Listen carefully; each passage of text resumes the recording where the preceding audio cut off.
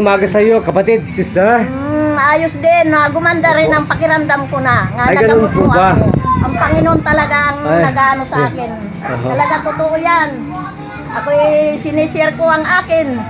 Nararamdaman sa aking katawan. Dahil sobra-sobra ang akin para lagi akong nahihilo. At saka yung tahinga ko parang may hangin. Lagi akong nabibingi. Ano ba ako ito? Ay, kailangan po siguro i-judo natin ng konti, sister. I-judo kita ng konti, parang Muay Thai, oh. Parang Muay Thai, oh. Sige pa, oh. Ayan, ginudo na po natin. So, ano po kayo? Nalula pa? Hindi na. Diyos ko. Naawa ng Diyos. Samantala, outbalance yun. So, ilang pong minuto kayo hinawakan ng Diyos at kayo gumaling? Ilang taon na rin ako inahawakan ng Panginoon. Siya rin ang nakakaano sa akin. Kasi tuwing umaga, bago ko muna gumawa, siya munang inuuna ko magdadasal sa Kanya. Dahil nag-miracle crusade ako. Yan ako pinagpala rin. Ang sakit ko, cancer sa matres. Ganun po ba? Awa ng Diyos, naglingkod lang ako sa Kanya. Ganun po. Binisan din niya ako. Ginamot din niya ang karamdaman ko. Wala na akong buhok. Ganun po ba? Maliit ng katawan ko. Nako. So, kasi hindi noon ako, malakas ang kita ko nung araw. Mapira ko nung araw. Dangan lang. Ang pira pala, demonyo pala yan. Kailangan maglingkod ka rin sa Panginoon. Hindi ako noon nagsasamba kahit ano. Totoo yan, ayan ang Panginoon.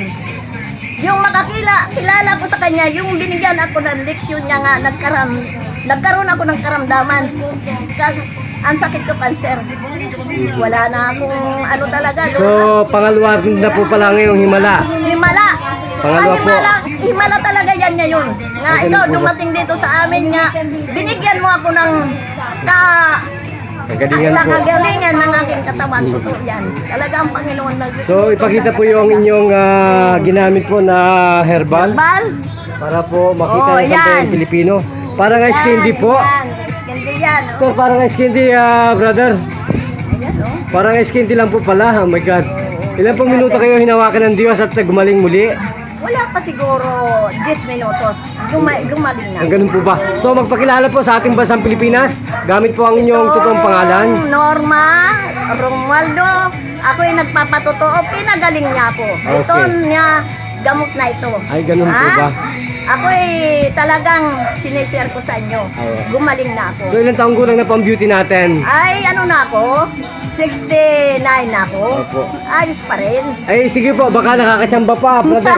Gawin natin kaya ng bola, o hayan. Wala na, ayoko na mag-asawa pa. Ay, ganun po ba?